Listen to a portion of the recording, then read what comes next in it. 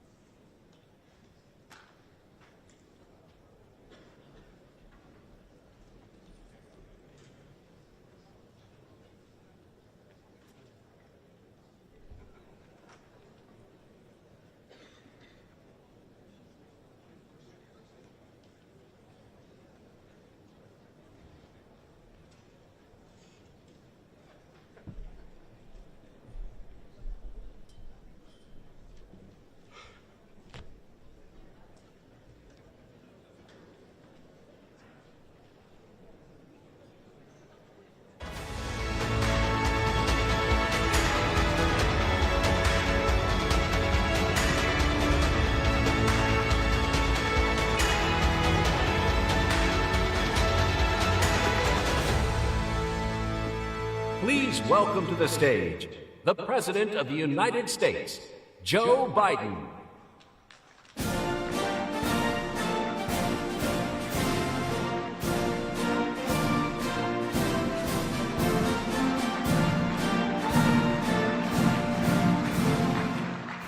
Good morning. Please have a seat. Welcome to San Francisco.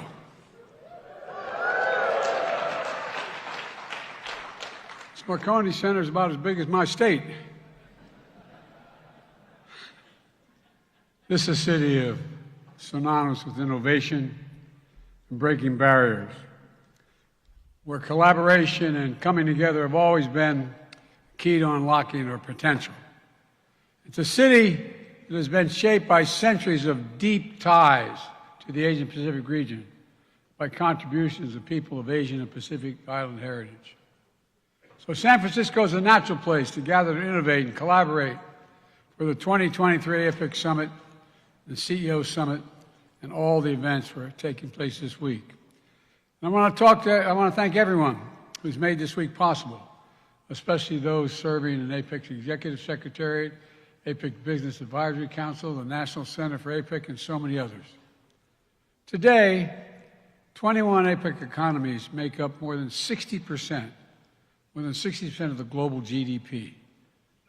We're almost half the global trade. The Asian Pacific is projected to be the largest contributor to global growth over the next 30 years. So, the vision we pursue for the economic future of our region will rebound far beyond the Asian Pacific. The choices we make are going to matter, it's not hyperbole to suggest, for the entire world. It's up to us to harness the dynamism of our economies and tap the entrepreneurial spirit of our people and unleash the potential, the unlimited potential of our partnerships in order to realize a future that will benefit people not only in the Asian Pacific region, but the whole world. And I mean that sincerely. People everywhere. The future of our prosperity is shared and is inclusive, where workers are empowered and their rights are respected. Our economies are sustainable and resilient, and the bridges that connect our people open a golden gate of opportunity to create lives of hope. Just lives of hope. Most people are just hope. You know, it's been my approach here in the United States from the moment my administration took office. We're building an economy from the middle out and the bottom up. Trickle-down economy worked okay sometimes, but not a whole lot trickled down on my dad's kitchen table. But when the middle class does well, the poor have a chance and the wealthy still do very well. Because what happens, the poor have a ladder up, the middle class and the wealthy still do well. Folks, we're already seeing the results. The last quarter, the American economy grew 4.9%, the highest growth rate in 2 years. More people in the United States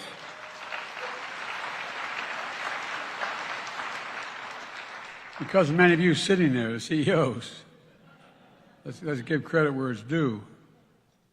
More people in the United States are in the workforce today than any time in American history.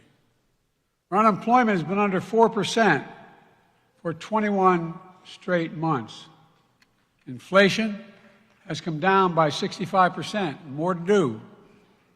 We now have the lowest inflation rate of any advanced economy in the world.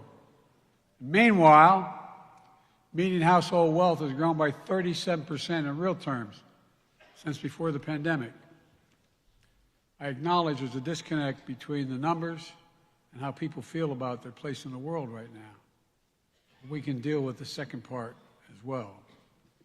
We still have work to do, but our model for growing is delivering real results for all Americans. Significant black unemployment, Latino unemployment, et cetera. The strength of our economy is driving growth and spurring investment throughout our region. And again, because many of you sitting in front of me made those judgments. And it's drawing investments to the United States, especially from Asia-Pacific economies.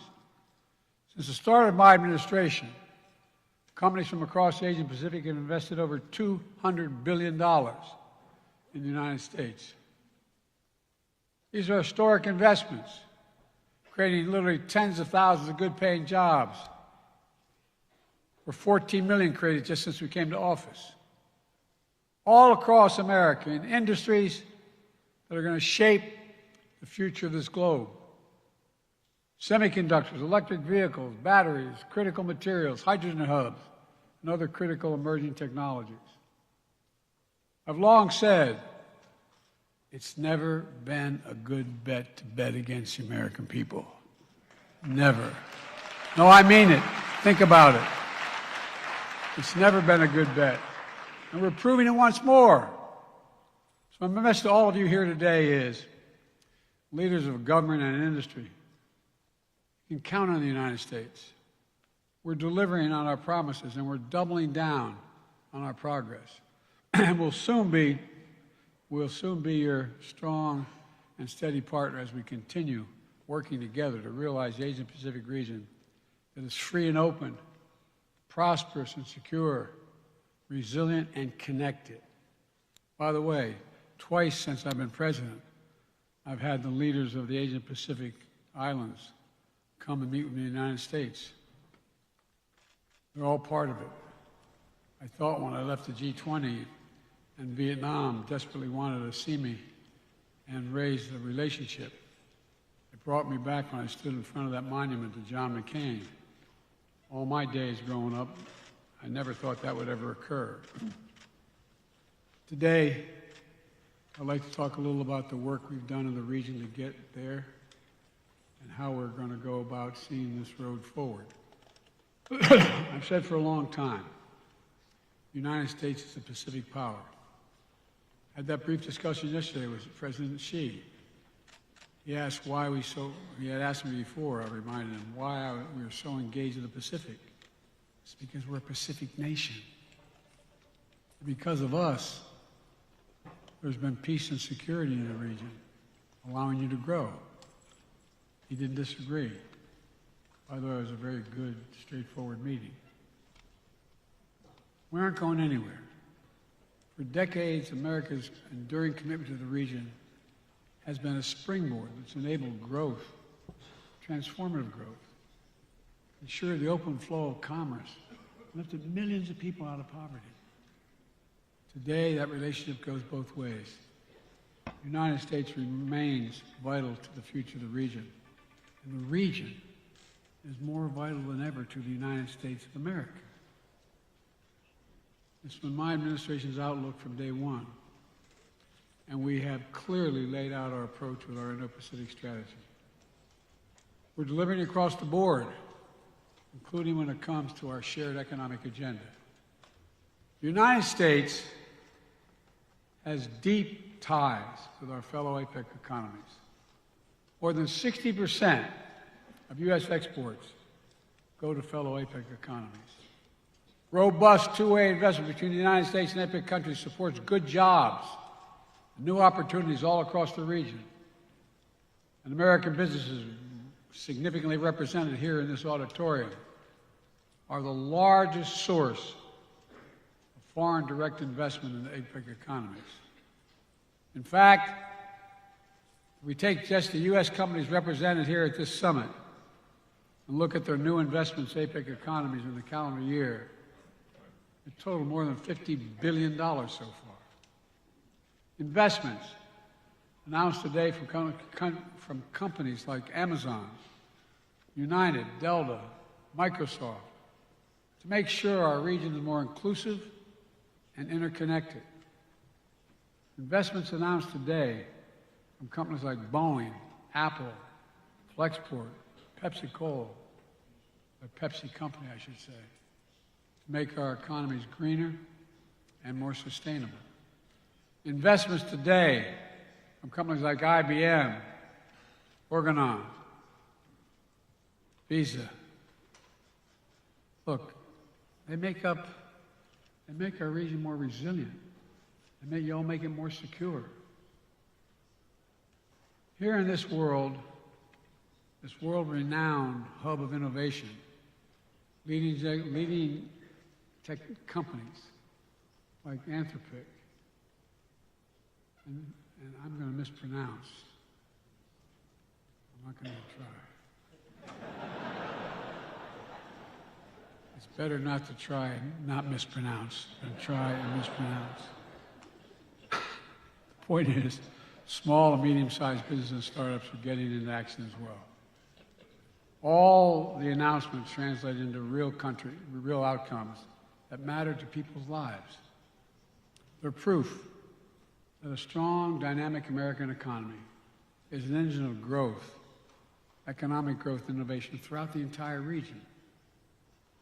And they're testament to the fact that American investment and American ingenuity are in high demand all across the region. Because when you do business with the United States and our companies, you know what you're getting.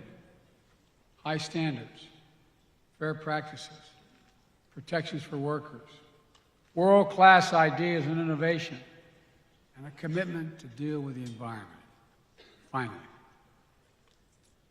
it's a quality guarantee.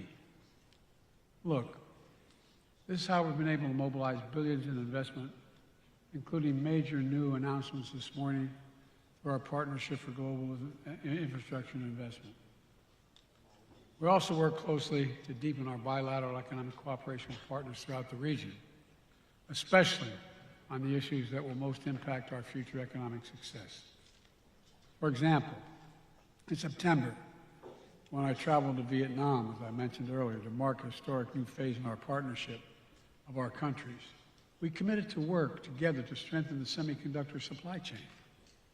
With India, Japan, Republic of Korea, and Singapore, we've launched new initiatives to shape the technologies and standards that will transform the future. We've deepened economic partnership with the Philippines, Indonesia, Australia, and others. We've renewed and elevated our engagement with critical regional bodies, including the ASEAN and Pacific Island Forum. And when we offered to host APEC 2 years ago, we committed to modernizing this institution to make it easier for us to work together as we take on the challenges of a new era, and there are many challenges. We're going to see more changes in the next 10 years than we've seen in the last 50 years. That brings me back to the summit, where we go from here. The world is fundamentally different than it was 30 years ago at the first annual APEC leaders meeting at Blake Island in Washington State.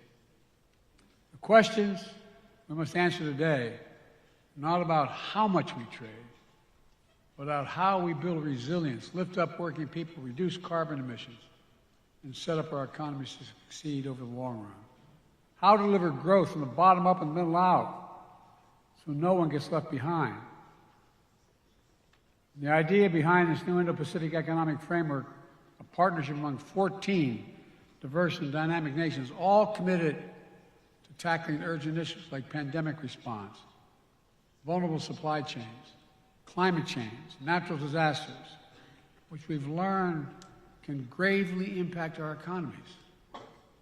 We've announced the framework in May of 2022, and later today we're launching an important new tool to promote sustainable economic growth and create a race to the top, not the bottom. There are tangible commitments negotiated in record time that are going to deliver meaningful outcomes to make supply chains more resilient, facilitate clean energy transition, and fight corruption. For example, a new supply chain agreement will allow us to better monitor for supply chain challenges before they become the kind of full-scale disruptions we saw during the COVID-19 pandemic, and ensure we're better prepared to shift and adapt when disruptions do occur, and they will. I know you all know better than I, our work is not yet done. This framework will be a platform for ongoing economic cooperation. And we will continue working to better facilitate high-standard trade that advances workers' rights with strong enforcement of labor standards. And at every step, we have upheld our commitment to unions. Each of the framework pillars includes strong pro-labor outcomes that will benefit workers of all economies. It's critical to building a stronger, fairer, more resilient economy for families across the Indo-Pacific. This week, my administration has launched our new global labor strategy to ensure that workers' rights are the centerpiece for economic strategy internationally as well as domestically. That's a primary concern to me. Last week in Illinois, I congratulated the UAW on their record contract with the big three U.S. auto companies. The contracts can lead to thousands of new jobs, billions of dollars in planned investment to keep American auto industry strong and competitive. And I urge any company investing in America to enter into partnerships with the most highly skilled, dedicated, and engaged workers anywhere in the world, American labor. And folks, I asked the Treasury Department to do a study. When labor does well, what does that do to people, all other non-labor folks around the country? Everyone benefits. And by the way, the reason many of you use labor is because they're the best workers in the world. Union. It's not like you show up one day and say, I want to be an electrician. You show up one day and you say, you got 5 years to practice. And then you get a card. I'm also intent on responsibly managing the competition between the United States and the People's Republic of China. That's what we talked a little bit about yesterday, President Xi and I. That's what the world expects of us. And I promise you that's what we're doing. I met with Xi yesterday, leader to leader, to make sure there's no miscommunication between us. As always, I've met with him more than any other world leader because when I was vice president, it was concluded that I should get to know him. It wasn't inappropriate for the President of the United States to be meeting with the Vice President. We've had, prior to this, 68 hours of private meetings, just he and I, each with a simultaneous interpreter. Our discussions have always been candid and constructive. I again emphasize to President Xi that the United States does not seek conflict. And yesterday we announced resumption of military-to-military communication channels to reduce the risk of accidental miscalculation. And it exists.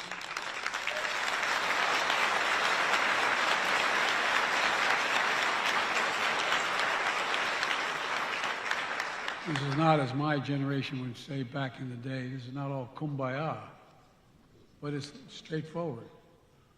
It's straightforward. We have real differences in Beijing when it comes to maintaining a fair and level economic playing field and protecting your intellectual property. We're going to continue to address them with smart policies and strong diplomacy.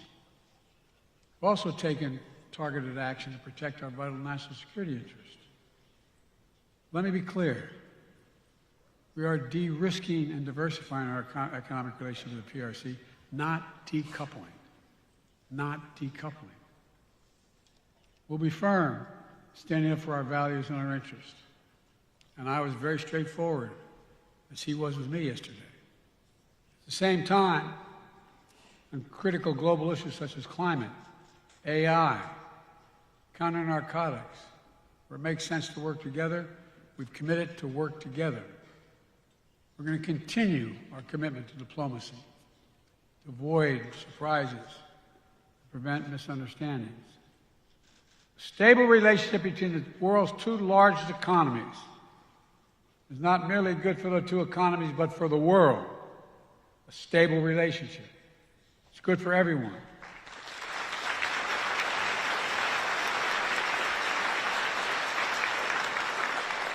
Let me close with this.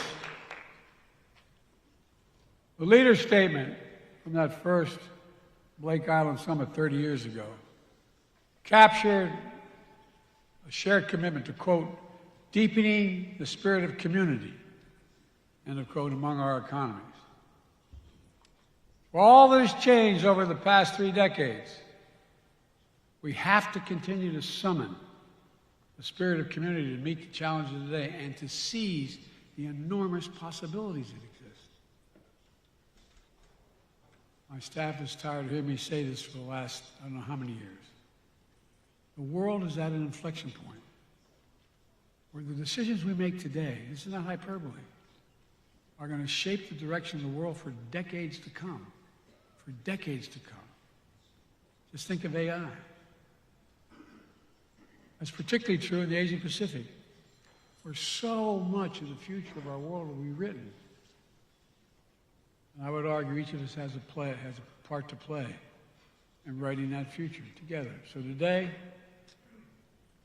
I challenge all of us to measure our successes not based on the bottom line of our balance sheets, but with the lives we lift up through investment, the potential we unleash with our innovation, and the ability to continue to talk with one another. Let's build a global economy where everyone has a chance to succeed and workers have a fair shot, a fair share of the value they create. The United States is stepping up because of many of you in this room. We're not talking the talk, we're backing it up with commitments. You're going to see us follow through. So I want to thank you again for joining us in San Francisco. Thank you for your commitment to APEC and the future of the Asia-Pacific region. And thank you for everything you've already done to make this summit a success. We can do more. God bless you all. Thank you.